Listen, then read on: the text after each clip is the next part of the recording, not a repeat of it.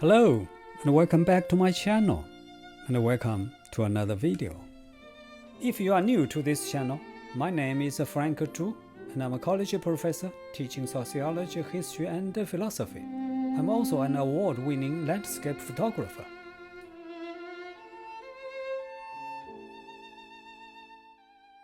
In today's video, I'm going to do three things. Number one, explain to you how Chinese writing was invented a long time ago and how it compared to other ancient languages. Number two, explain to you how unique Chinese writing is, that is, how it is different from most other languages. And number three, which is actually what I want to emphasize in this video, and which is perhaps very controversial, I want to explain to you why learning Chinese writing will make you smart. It is controversial because it is completely my personal opinion. And being born in China and speaking Chinese as my first language, I'm sure I will be biased in this video when it comes to discussing my native language. But I will try not to be too biased.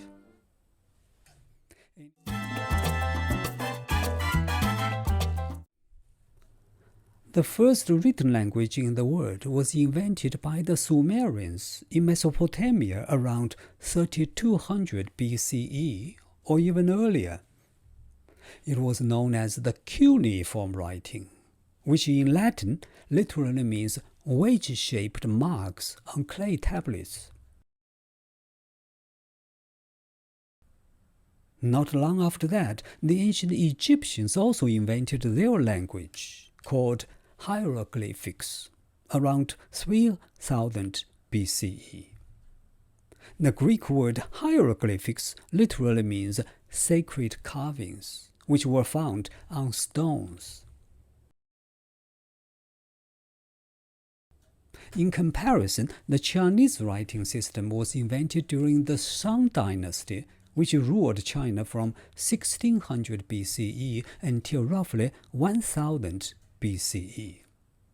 According to archaeological evidence, it was around 1300 BCE that the first known writing appeared in China.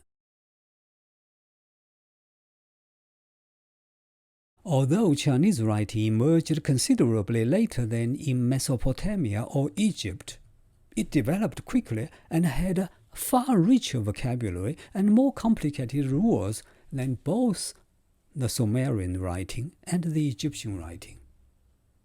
The cuneiform writing disappeared around the 1st century CE, and the Egyptian hieroglyphics died out around the 5th century CE, for reasons no one is absolutely sure of.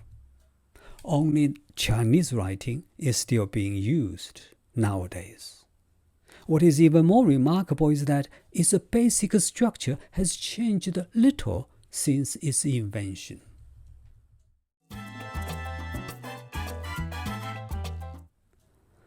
Unlike the Sumerians, who impressed the words on clay tablets, or the ancient Egyptians who engraved their words on stones, the ancient Chinese carved their words on animal bones and tortoises' shells. So far, Chinese archaeologists have discovered hundreds of thousands of pieces of those animal bones and shells on which characters were carved. The fact that more than 3,000 characters were found on those pieces shows that the written language at that time was already quite sophisticated. The majority of those characters have been deciphered by historians, although quite a lot still remain unknown. According to archaeologists and historians, cuneiform writing was invented for practical and record-keeping purposes, such as tracking agricultural yields or trade transactions. The Egyptian hieroglyphics was mainly for religious purposes. However, Chinese writing was invented for the purpose of predicting the future, which is why it is known as oracle bone writing. Words, usually questions about what would happen in the future, were engraved on the bones or shells, which were then placed in a fire. When they got very heated, a rod would be used to tap them lightly until they began to crack. Then those bones with cracks were sent to experts, who were usually priests, for them to read and interpret. By analyzing how the cracks went through certain words, the experts claimed to be able to give answers to various questions, such as what the weather was going to be like. Would there be flood, and where would it be? Would a harvest succeed or fail? When might be the best time for hunting or fishing? And so on and so forth.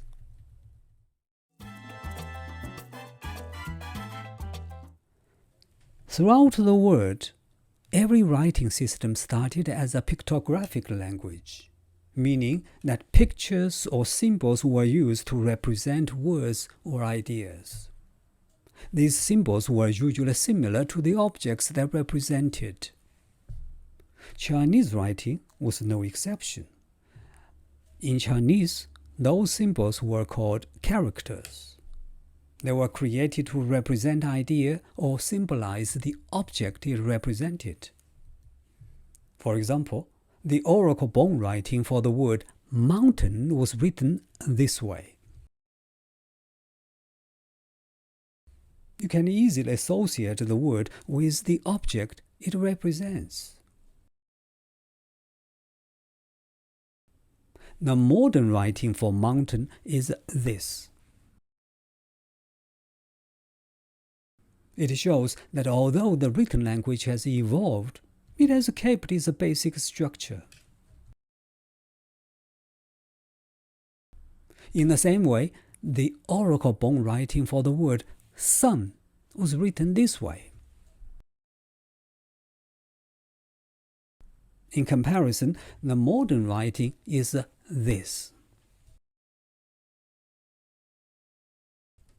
Some other characters, such as big, was written this way.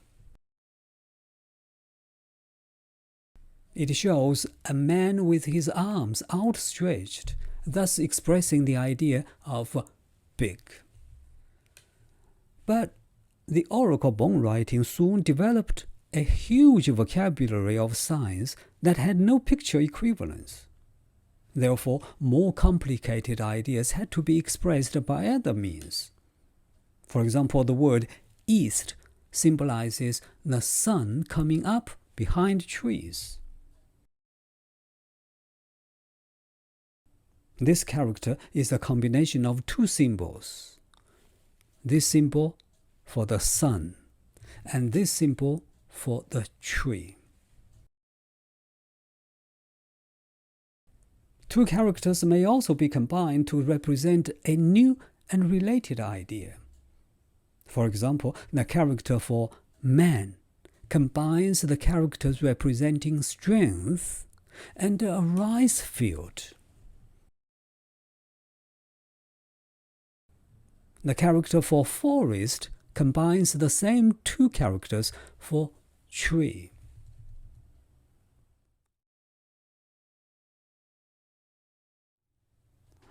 Unlike most other languages which have abandoned the pictographical symbols and used alphabets, the Chinese written language has remained pictographic until nowadays. Due to the fact that there is no alphabet in Chinese, how to properly pronounce a word is very difficult. In European languages, the spelling of a word more or less gives a hint about its pronunciation, such as in the word M-O-M, mom. But not so with Chinese. As a result, dialects easily developed. Due to the extremely large size of Chinese territory, any character might be pronounced differently in different regions. Traditionally, the regional dialects were so different, people in one region could hardly understand people from another region. Of course, in spite of different pronunciations, all the characters were written the same way, no matter where they were written.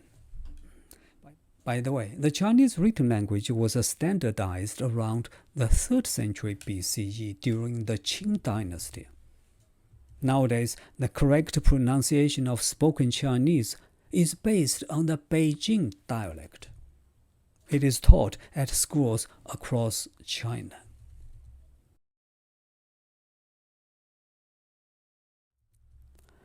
During the last 100 years, efforts have been made to make it easier to learn the written language. In the 1950s, for example, the Chinese government issued orders to simplify many frequently used written words, which used to be too complex with too many strokes. Now, with fewer strokes, those simplified words are obviously easier to learn and quicker to write.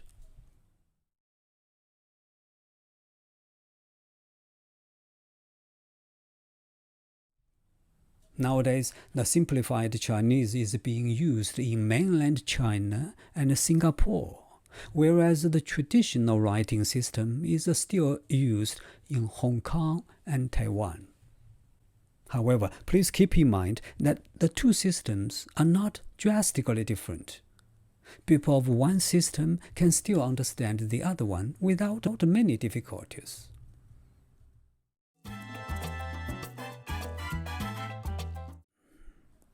It is true that Chinese is very difficult to learn. You need to learn tens of thousands of different characters in order to read and write well. Some people argue that this is a big obstacle for children to learn the language. While I agree with this argument to some extent, I would also argue that it is actually beneficial to children in the long run. When young children realize that they have to study hard to learn something, the first lesson they learn is no pain, no gain. But hard work not only builds their resilience, it also helps develop their intellectual capacity later in life. The challenge of learning Chinese is beneficial in another way. As there is no alphabet in Chinese writing, and you have to memorize every stroke and write in correct order for every character, it enhances cognitive abilities and strengthens memory and visual spatial skills. Chinese writing is also complex in grammar and sentence structure. My friends who study linguistics tell me that such complexity requires you to actively use both temporal lobes in the brain, which is different from English speakers who primarily use the left temporal lobe. I don't know much about science, but I believe you can become more intelligent when you actively use both lobes. At least you are able to memorize more things. Furthermore, unlike many Western languages which have alphabets, Chinese characters are ideographic, meaning they convey meanings through symbols which do not indicate the sounds. This visual feature makes Chinese calligraphy a form of art, because you can write a character in many different and creative ways. Although calligraphy is not unique to China, it is highly developed in China and a few countries where Chinese characters are used, such as Japan.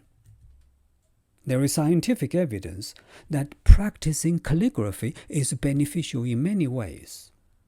It is a relaxing and meditative activity, improving focus, creativity, and fine motor skills.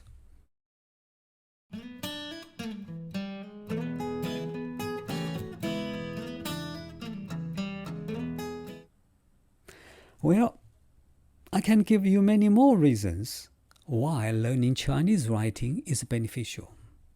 But I don't want to make this video too long. Please let me know your thoughts. As always, thank you so much for watching, and hopefully I'll see you in the next video.